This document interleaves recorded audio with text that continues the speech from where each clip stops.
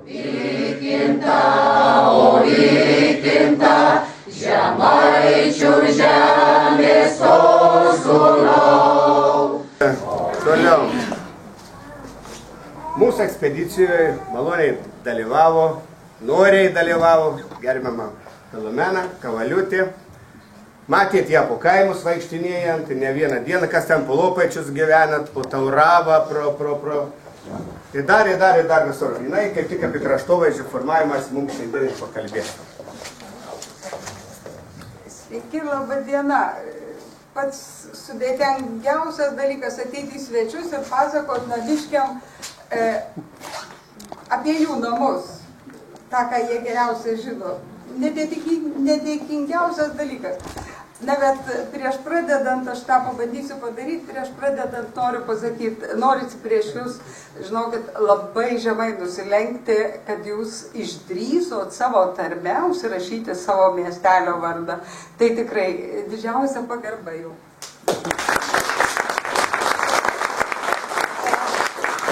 O dabar tai norėčiau pasižiūrėkite į tą saulę. Ta saulė tai yra jūsų namai. Čia vaizdas iš kosmoso, tik tai kitaip.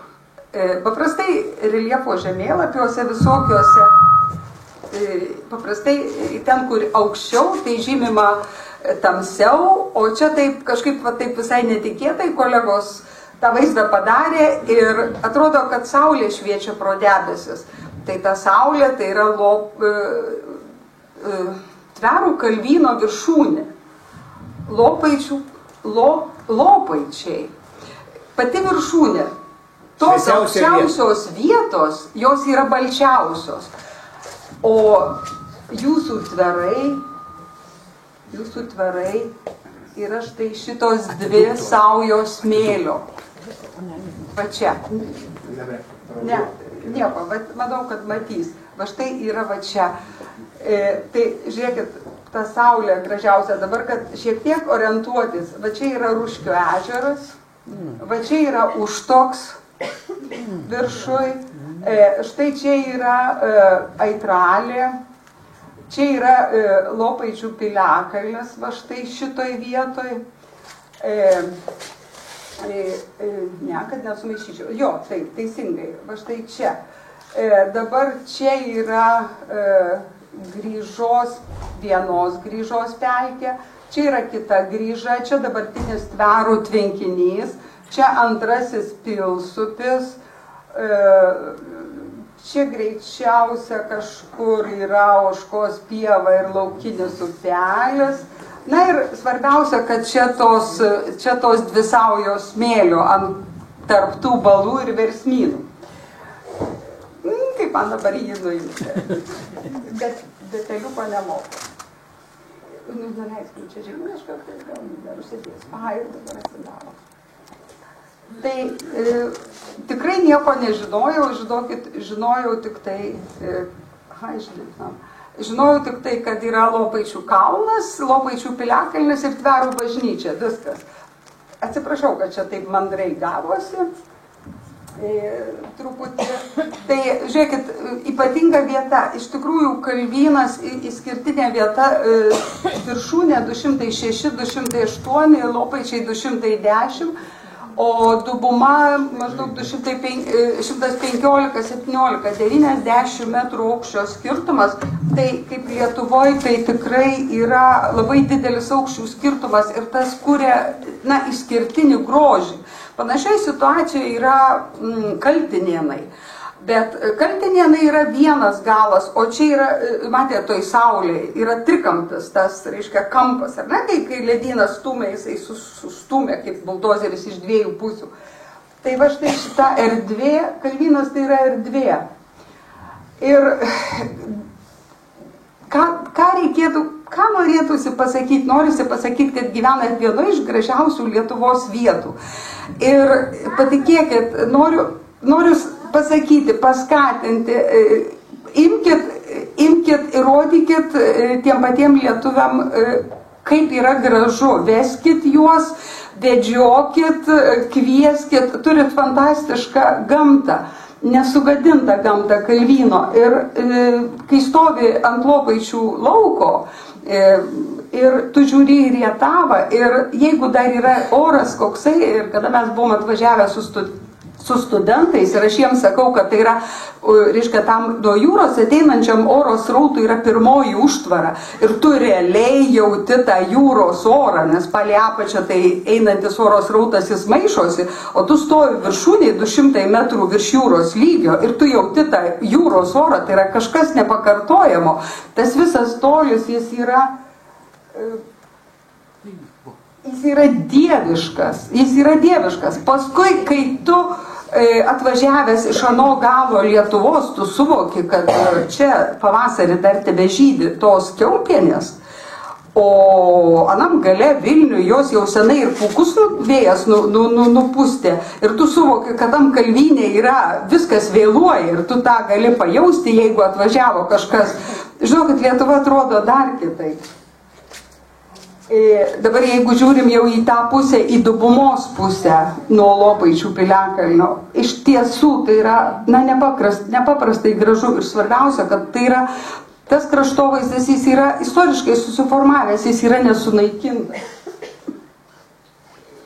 Žiūrėkit, žinot, viskas vaizdai verti milijono, šiais laikais kainuoja tokie vaizdai. Žiūrėkit, Kaunas ką pasidarė, gamta traukia, Kaunas, visi paminklosauginininkai Vilniaus ir Kauno tyli, gal nebuvot Kaune, gal nematėt, ką padarė, užpylė Salpą ir pasistatė Salpoje namus.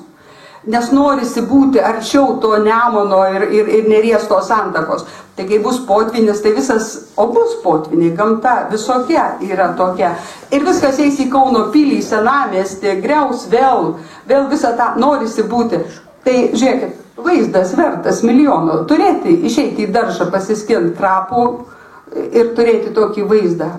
Jį turi Lopaitiškiai. Dieviška.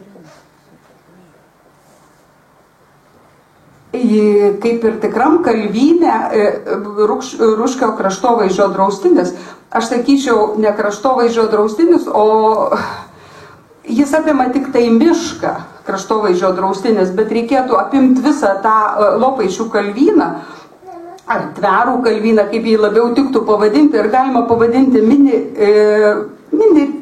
ne regioninių, dar kažkokių mažesnių parkų. Žiūrėkit, parkai turi savo, reiškia, rezervatus arba draustinius, reiškia, dar mažesnį kaip padalinį. Jūs turite riedulyną ir tie rieduliai yra nepaliesti. Tai Vilniaus krašte tai jau akmenų taip trūksta, nors ten jų daug daugiau negu pas jūs. Jie ardo kapinių tvoras ir vežasi į miestą, dėlioja savo sklypeliuose, o paskui ten tas kapinės tinklinę tvorą užtveria. O čia viskas dar tebėra, tai saugokit akmenis ir čia galima draustinį tiesiog privalu įkurti. Visose Dubumose yra ežerai. Tai jeigu mes dabar vėl pasižiūrėtumėm į tą saulę pro debesis, tai visose tose pjaunyse yra ežerai. Jie iš tikrųjų, jeigu eit kelionę, kažkokį tai žygį, žiūrėkit, reiškia, ir Varleistis, ir Ruškis, ir Skiralė, ir tas vardas Skiralė, jis yra vandentakoj. Skiralės ežerėlis, nors, kaip jūs patys sakėt, jau sunku pasakyti, ar, reiškia, tas Lūkalnio ežeras, Palūkalnio ežeras, anas Skiralė, ar šitas Skiralė, bet kai tu pasižiūri, tai akivaizdu, kad Skiralė, tai ten, kur yra vandens skyroj. Ir dar yra, žiūrėkit, yra Natalka, bet kai pasižiūri visus senus planus, tai atrandi, kad ir, reiškia, Bedugnis, ir Dumburis, ir Natalka, tai ar nebus taip, kad Bedugnio Dumburio Natalka. Aš atsiprašau, kad čia taip mandriai parašyta šitam kompiuterį, čia taip sudvigubino. Paskui Akla ežeris. Ir Lūkalnis. Tai kažkuo tas kalnas buvo labai ypatingas, o tas kalnas yra tarp Užtoko ir, reiškia, Lūkalnio ežero. Išskirtinis kalnas, Lūkalnis. Aš nežinau, ką reiškia. Jūs tikriausiai žinot, Lauko kalnas, ne. kas yra Lūkalnis. Na, kažkoks ypatingas, jis nepaprastai aukštas, jis gražiai matosi tame dangaus vaizde. Ir jeigu eitumėt kelionę, vestumėt savo svečius, tai štai nuo to gražaus vaizdo, nuo tos pievos prie Lopaičių, ar ne, pasižiūrim į Rietavą, tada leidžiamės pro Rūškį, pasižiūrim jį, tada kylam į Užtoko pelkę. Užtoko pelkę tai turėtų būti rezervatas Briežiam, ten jie jaučiasi saugus. Ir ten tas mažas ežerėlis, ir žiūrėkit, graži pasaka, kurią senasis amžinatelis Albinas Maslauskas papasakojo apie tai, kad Rūškis buvo žmogus, bet Perkūnas buvo milžinas, bet Perkūnas supyko, trenkė ir atsirado ežeras. Tai žiūrėkit, nusileido juodas debesis, atsirado Paršežeris, nusileido juodas debesis, atsirado Vištytis, čia Perkūnas trenkė, atsirado ežeras. Tai tas, ko gero, nėra visiškai iš piršto laužta, nes jie visi, jie tikriausiai tokie termokarstiniai, rininiai, ir gali būti, kad tie mažesnieji ežeriukai, reiškia, tas viršutinis sluoksnis įdumba ir kaip karstiniai ežerai, tiesiog vieną dieną daug vandens ir štai ir atsiranda kaip Biržuose ten tos dubumos. Tai štai toksai spiralė tokia ypatinga, bet iki jos, kad nusileistum, tau reikia leisti skardžių 40 metrų. Tai yra be galo įspūdinga. Akla ežerų, liūnai, kurie čia eina talka. Iš tikrųjų, tai yra be galo gražu, ir gimsta upeliai. Visada žmonės žavi tas gimimo momentas, tai kaip čia tas, juk kažkas įspūdinga, kaip čia tas gimimas vyksta. Tai štai upeliai, jūsų upeliai gimsta taip, va štai ta pati pradžia, tas gimimas upeliukų, jų daug. Ir aišku, šitas šaltinis, jis, nepalieka nei vieno kokio abejingo, ir mes kai atvažiuojam, ir paskui kartais, jeigu jau vėl po kelių metų važiuoju, tai tie, kurie jau buvo, jie sako, tai gal aš irgi važiuosiu. Iš tikrųjų, tikrai vežkit visus, įrodykit ir sakykit. Ir paskui jie išteka tokie štai sidabriniai, žvilgantys, aitrūs, fantastiški. Ir nedaug reikia, truputį tik pylimėlis, ir jau tu turi ežerą, bet visa bėda, paskui reikia tą ežeriuką jį suvaldyti. Tai jeigu pasižiūrėti vėl į tą dangaus vaizdą, ar galim šitą nuleisti?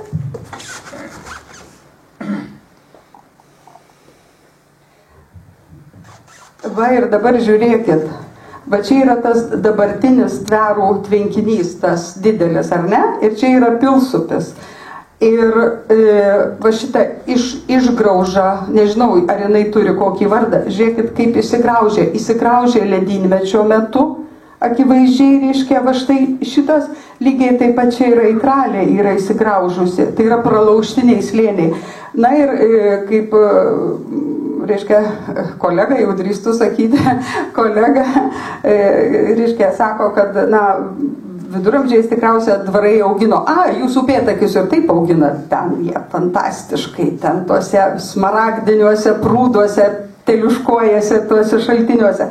Tai, o Juzumas sako, kad šitas upelis vadinasi Krokla, tai matyt vienas iki neišlaikė to pylimuko ir čia jau yra buvęs tvenkinys dvaro laikais ir jisai yra pabėgęs, nes yra slėnis slėnyje, dvigubas vaizdas. Čia pripatvė. Atvirba.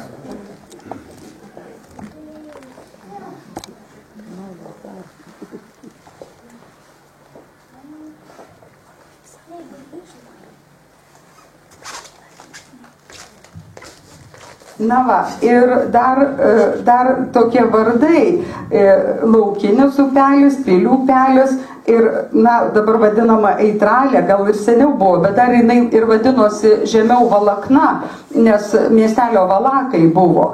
O, reiškia, Pilsupis, Krokla, kaip 19 amžiuje buvo vadinama, nežinau, kur yra Sartupis Sartalė, bet jis buvo užrašytas ant Pilsupio upelio Kroklos, turbūt tikrai ne savo vietoj. Gervinis Pela, Nes jeigu būtų pala, kaip dabar žemėlapį rašo, tai būtų užpaliai, o turit užpelius. Tai tik jūs patys galite saugoti vardus ir ar pavyko susigrąžinti Varlėščiui savo vardą? Niekaip. Dėl jūs nenori žinoti, jiem visiškai nesvarbu, kurioje vietoje užrašyti pavadinimą.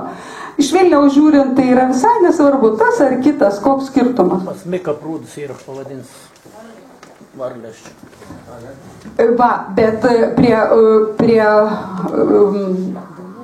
užpelių yra Dunajus, buvo Dunajus.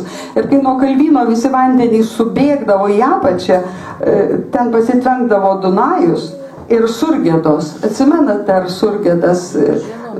Surgėdos. Tada Liūgnai, na ir Dugna, per šitas Dugnoj. Lygum iš mokyklų, visą lygumą. Na ir Senoji Aitra, Navada tai yra Senoji Aitra, nes dar, reiškia, 16 amžiui ir 19 amžiaus planuose dar parašyta Senoji Aitra, o paskui ją ištiesino. Na va štai tas Dugnas, per kurią Dugno kanalas teka. Kaip sakė Jūsiškiai, sakė, čia amžinas šaltenis. Tekėjo iš visų pusių, iš visų pakraščių. Ir na štai ant tų dviejų saujų smėlio įsikūrė tarptų šaltinių, įsikūrė tverai. O nuotrauka daryta nuo kapinyno. Tai žiūrėkit, tie žmonės, kurie gyveno, na, gal tikrai, aš nežinau, ar jie tikrai tai buvo pati geriausia vieta, kad saugiausia vieta tos dvi saujos smėlio tarptų šaltinių buvo. Tai tikrai taip. Bet jeigu pasižiūri į dirvožemius, tai labiausia jūsų apylinkėse nuardyti dirvožemiai, intensyviausia naudoti, o dirvožemis tai yra, na, raktas, tai yra atmintis kraštovaizdžio. Tai būtent kapinyno pusėje, reiškia mažoji Šlapeikė, va štai šitą teritoriją. Tai žmonės iš tiesų, aš taip įsivaizduoju, gal aš labai klystu, aš esu geografė ir ne istorikė, bet jie oriai žvelgia į visą apylinkę ir, na, buvo ta graži, saugi vieta. Gal čia Alkakalnis buvęs, nežinau, čia ne mano daržas. Na ir tverai, tai štai ant tų dviejų saujų smėlio. Ir geras dalykas yra šiais laikais vėjo jėgainės. Ir tu atstovint Piliakalnio ir matai tas vėjo jėgainės, o jos yra anapus Arvyčių, už prie Laukuvos, Kutalių kaime. O jeigu žiūrėt kryžiuočių aprašymus, kaip jie čia eidavo jūsų kankinti prosenelių, tai jie prie tų Arvyčių, jie nakvodavo prie, reiškia, ten būdavo nakvynės vieta. Tai kai tu matai vėjo jėgainės, tai tik užteko lauželį pakurti. Tveriškiai žino, kol įsimiegojo, kol atjojo, visi senai įsislėpė ir kariuomenė sutvėrė ir apsigynė. Tai, na, čia toksai maršrutas, gal jie eidavo štai pro šituos Piliakalnius, na, kas čia žino, gal pro Šiuraičius, gal pro Skoborus, gal pro čia eidavo, bet gal eidavo sausiau, na, žiūrint koks, čia, aišku, nesu istorikė, bet va štai. Kas žavi vienovė gamtos ir žmonių. Ir dabar, kai susitikau su senuoju Albinu Maslausku, pakėliau Lietuvių kalbos institute 35 metais surašytus vietovardžius. Tai tų gandrų tikrai buvo daug. Gandrenikė, Varnakalnis, Untiškė, Šarkalė, Varnalė, Genė, Pelkė, Gervalė. Blogai skaitau. Laukalis. Žiūrėkit, kokiais meiliais vardais vadino jūsų seneliai laukus. Dirvalį, Pievalį, Pelkalį, Lonkalį, Geralį, Girelį, jo, Trakalės. Tai, žiūrėkit, tų žmonių nematai, bet už tų vardų, kiek meilės tiem laukam. Jeigu tu vadini mažybinių gražių vardų, vadinasi, žmonės buvo ypatingi. nepaprastai pažino ir labai gerai žinojo savo ir mylėjo savo žemę. Dar tokių trobų yra išlikę. Na va, ir čia jau Albino Maslausko sakyta. Be galo esu laiminga, kad pažinojau šitą žmogų, tegul ir valandą laiko, lypų dauba, kilęs pjaunis, genė pivalė, voškos pyva, garpjaunį, laukinių dauba, daržinės pyva, ilgoji pivalė, žakpyvė, miška vartai. Viskas yra. Aš nežinau, ar jūs, kad šiandien dar vadinate tuos laukus vardais, bet čia buvo fantastika.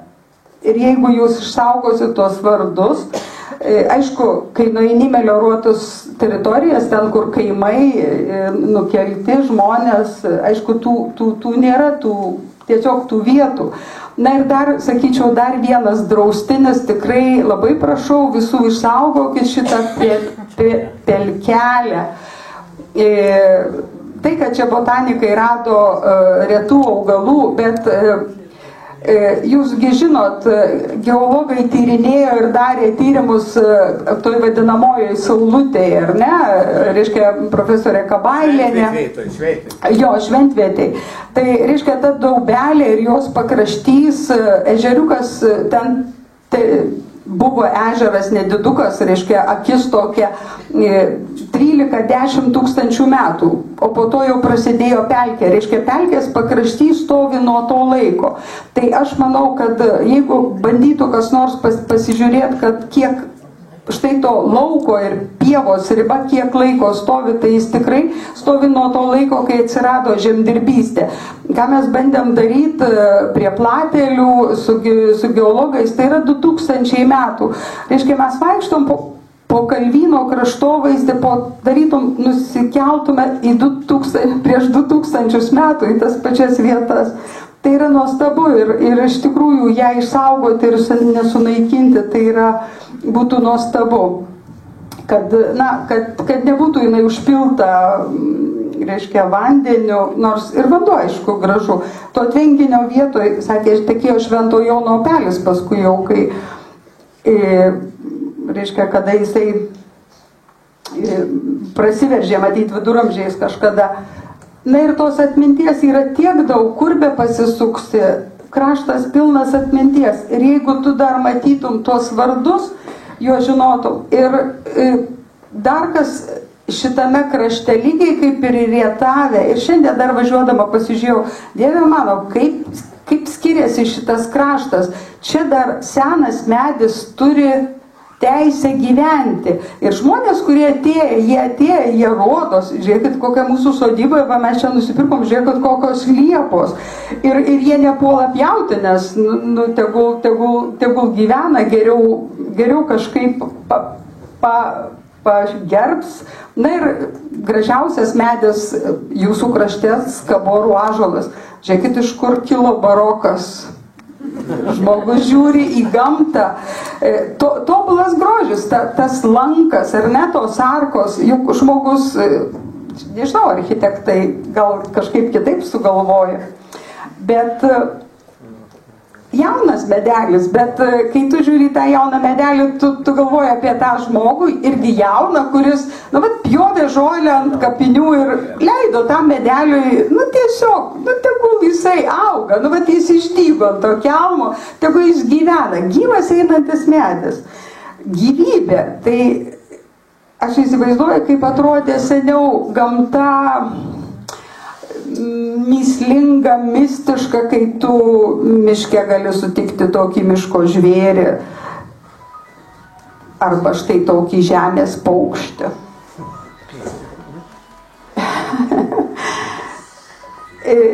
Na ir vis tiek aš pasakysiu, kad man labai gaila, kad tie Vėlaičiai dingo, nes 2 Vėlaičiai ir abu yra kaimai šalia kilometras nuo kapinynų.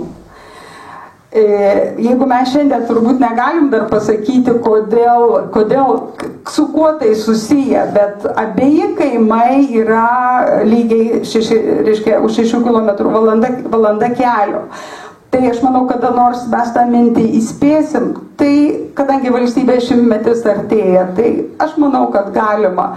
Nes jau dabar sukasi viskas į tai, o žmonės patys prašo, kad panaikinti kaimų vardus. Tai aš manau, kad, na, sakykit, na, mes suklydom ir atstatysiu tos vardus. Žinot, kaip lituanistai sako, viskas kartotekose surašyta, bet vienas dalykas kartotekose dulkėti, kitas dalykas vadinti. Aš manau, kad vardas turi teisę gyventi lygiai kaip. Na va, ir aš manau, kad kraštovaizdis šito krašto yra iš tikrųjų, tai yra kultūrinė vertybė ir tikrai jį verta saugoti ir rodyti ir, suprantate, čia yra pilna tos savasties. Ir dar noriu paskatinti visus, ką nors iš jūsų. Rytų Lietuvoje vienas žmogus, turėdamas pelkelę, netoli Trakų, jisai sukūrė didžiulį verslą. Ir jisai sako, važiuoja į Varėnos, Varėna Mažeikiai važiuoja autobusais, aš juos vežioju. Aiškia, jie moka man po 5 eurus nuo žmogaus, aš darau naktinius žygius, atvažiuoja vaikai, aš pasakoju, pinigai eina į rankas. Ir jisai sako, žinot, aš galiu pasakyti, kiek aš uždirbu per dieną, kiek pinigų. Tai ten yra viso labo viena pelkelė. Jūs turite tokį grožį. Tai imkitės, rodykit ir triubykit ant visos vieto, kad čia gražu, būkit sveiki.